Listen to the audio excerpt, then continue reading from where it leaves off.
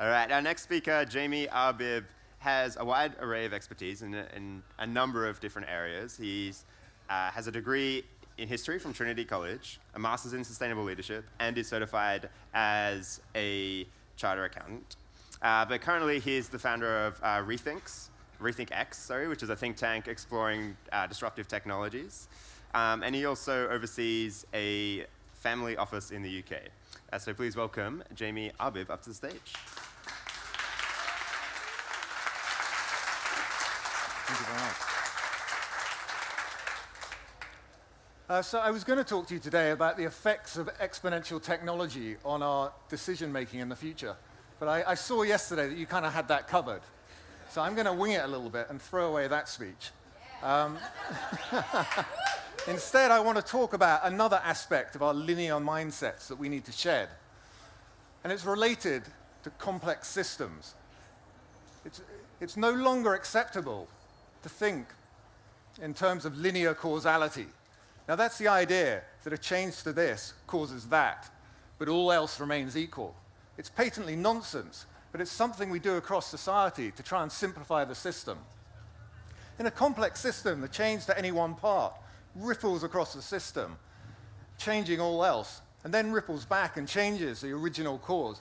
Now, it's a pretty dry idea, so I'm going to give you some examples to try and illustrate that.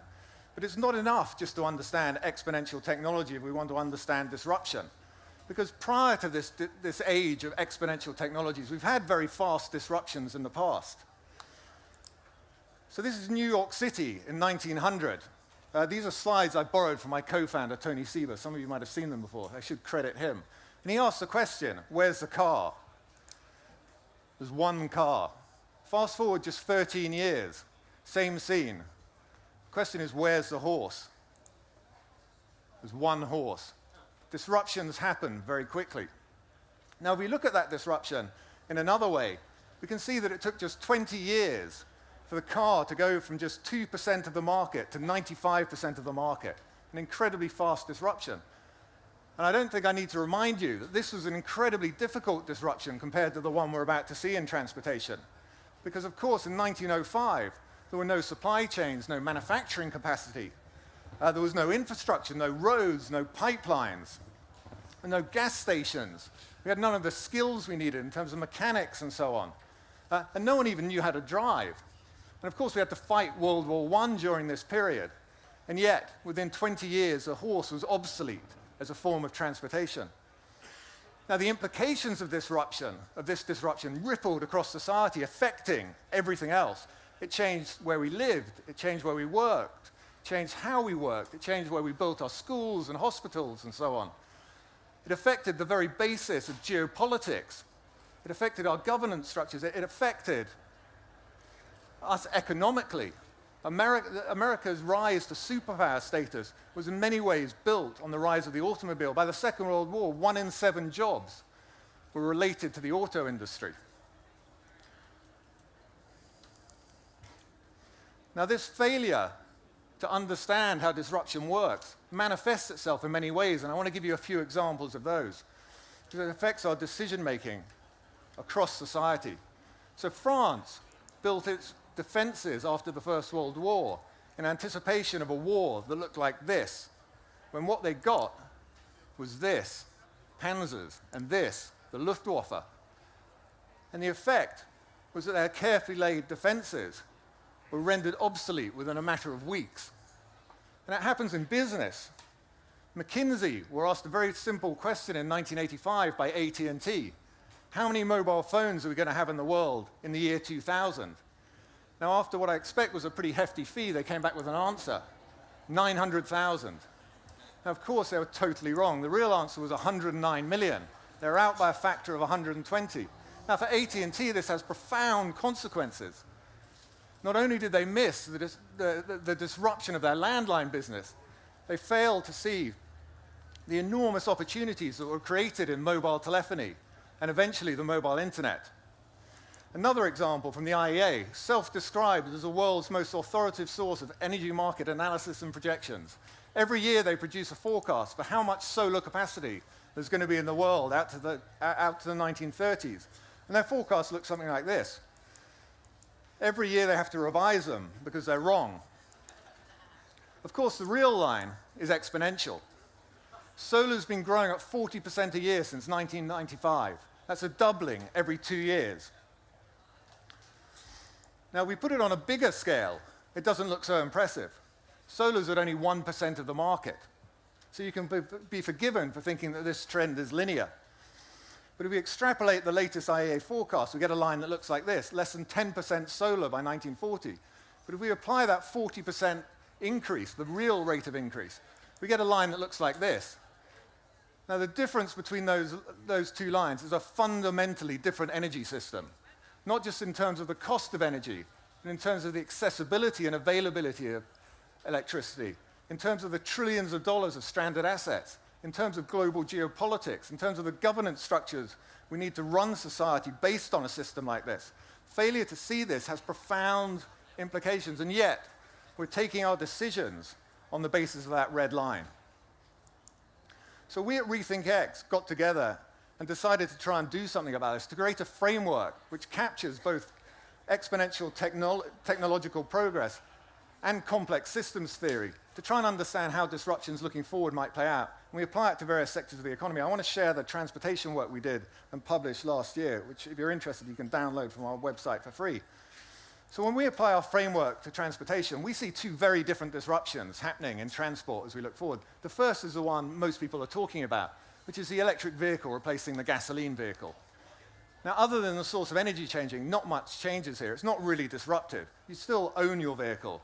You still bear the costs of ownership. You still got to drive it, park it, maintain it, insure it, and so on. You still only drive it 10,000 miles a year. It's sitting idle 95% of the time. It's a model we call disruption from above. The cost of an electric vehicle comes down over time and gets cheaper than a gasoline vehicle. But even by the 2040s or so, it's only slightly cheaper. It's not really disruptive. And to disrupt the whole fleet takes decades because it's only disrupting new vehicle sales. But what's truly disruptive is when you add autonomous vehicle technology and ride-hailing to electric vehicles, because you enable an entirely new business model, what we call transport as a service. It's a concept of robo-taxis. And this is fundamentally more disruptive, and it changes everything about the market. These vehicles are doing 100,000 miles a year instead of 10 now. The cost of ownership stays with the fleet owner. As a consumer, you don't have to put any money down. You've got nothing to learn. You've got no commitment. You change the metric in the market from an upfront cost to a cost per mile, and that changes the incentives and behaviors in the industry. The value chain gets turned up and down. But the reason it's a really fast disruption is because the economics are so much better. So let me just talk about the economics very quickly. So it really comes down to vehicle degradation. An electric vehicle is just far more simple. You've got 18 moving parts instead of hundreds, if not thousands. There's just very little to go wrong. Less heat, friction, and vibration, the very things that cause degradation. And what that means is these cars last far longer. We see electric vehicles produced today lasting 500,000 miles. And that's before there's any incentive to produce a car that lasts a long time.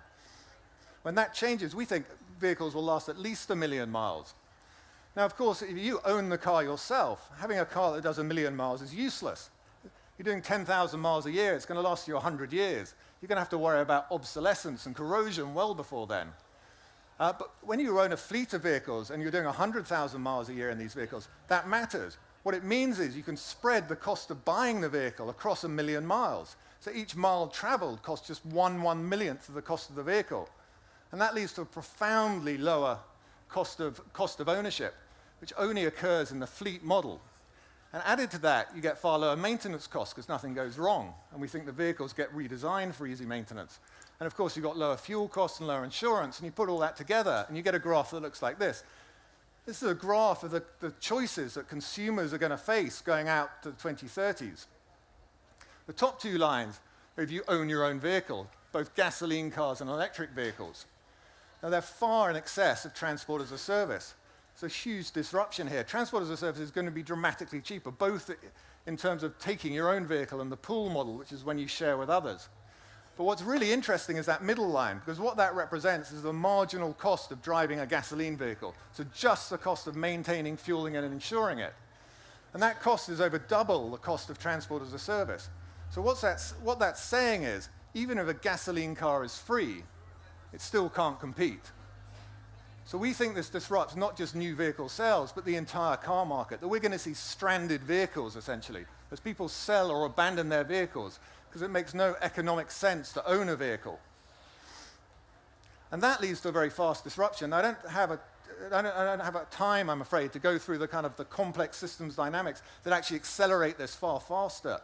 But when we model this through our system, through our model, we get a disruption that looks like this. Within 10 years of the introduction of these fleets of autonomous vehicles into the US, we think that 95% of the market is disrupted. And that includes both rural and urban areas. Now, if we're right, that has profound implications across society. First and most obviously, on the auto industry and associated industries. Manufacturing changes, brand value doesn't matter anymore. It becomes commoditized. There are no margins in this industry. We don't need car dealers or second-hand or used car sales. We don't need car hire. Maintenance and car insurance drop dramatically. But then whole new opportunities open up in terms of sensors, computer processing, in terms of the platform, the Uber-like part of the system, and in terms of the operating system.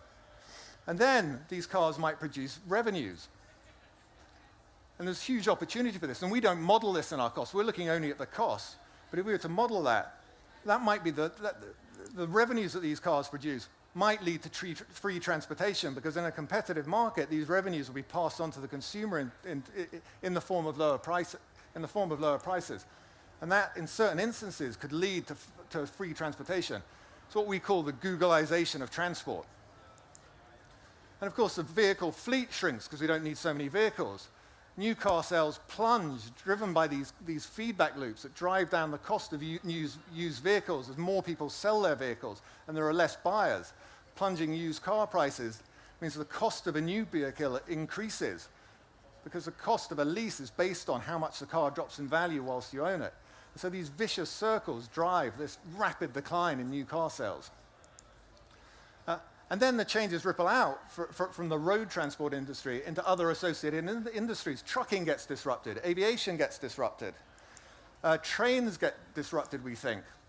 So that's short-haul aviation, I should say. Buses, we think, essentially merge with transport as a service. They're one and the same thing. It affects raw materials, and it affects the oil industry. We think there's going to be an enormous decline in oil production. We think demand drops from about 100 million barrels a day down to about 70 barrels a day. Now, lower demand means cheaper prices, and it also means a lot of the expensive oil gets left in the ground. It's stranded. Norway will lose about 40% of its oil production if this happens. And I should say this is just based on our transportation analysis. We haven't looked at any other parts of the market. Most of the rest of Norway's oil lies to the right-hand side of that blue line. And if we see disruptions in other sectors, Norway's oil will be wiped out. But of course, another attribute of a complex system is that it's adaptable. It can change. So there's still hope in terms of changing. And then it disrupts other sectors. Lower transportation costs affect every other sector of the economy: agriculture, retail, energy, and so on. And changes to those sectors affect transportation in a kind of two-way dance. And then the changes ripple into our built environment and our infrastructure in terms of pipeline, the structure of our cities, where we live, where we work, and so on. The value of real estate. And then the changes ripple into what we call our operating system. There are huge economic benefits to this. The savings equate to about $6,000 per US household per year. And then there are other economic benefits from the time freed up from driving. But then there are huge social implications in terms of the availability of load transport, the access to participation in the economy. But there are negatives in terms of changing workforce requirements. And that's really the thing about disruptions. They bring both positive and negative. And the challenge really for society is, how do we seize those positives and avoid or mitigate those adverse consequences? And of course, it affects the biosphere, greenhouse gas emissions. Leads to a decarbonization of transport very quickly, land use, material use, and so on. And we must remember that disruption is not limited to transportation alone. This is an incomplete analysis. Many other sectors of the economy are going to be disrupted: agriculture, healthcare, energy, finance, real estate, and so on. And those disruptions will interact with each other, and their effects compound on each other, changing the very basis of our societies. But if we fail to see what's coming, we're essentially decision-making with a blindfold on. So we need accurate expectations of society, accurate expectations of the future across society. Whether we're planning our climate policy, whether we're thinking about social issues, education systems, welfare, healthcare, and so on, infrastructure, urban planning. The point is, we need accurate expectations. Historically, it didn't matter so much, this failure, because disruptions were more isolated and they were slower moving. But now we think we're going to see multiple disruptions in multiple sectors. It really matters. I'm going to jump over these slides very quickly. So when we look at the future and we see only this narrow, linear possibility space, we ignore the vast range of possibilities that are opening up ahead of us. In this exponential possibility space, problems like climate change, poverty, inequality can be solved. But equally, we might accelerate some of these problems that we have, leading to increasing inequality. What matters is the choices that we make, how we navigate our pathway through this exponential possibility space into the future. And we can only do that when we see the options that are opening up to us, the possibilities. We need to shed our linear mindset, which I'd characterize as closed, siloed, certain, and rigid, and adopt one that is open, curious, systemic, and adaptable. And we must apply those principles across society, to our education system, to our governance structures and institutions, to our businesses, and so on. I want to finish by sharing with you a Buddhist quote that I have pinned to my wall in my office. In an expert's mind, there are few possibilities. In a beginner's mind, there are many. So in short, I think we need to adopt a beginner's mindset and rethink everything. Thank you.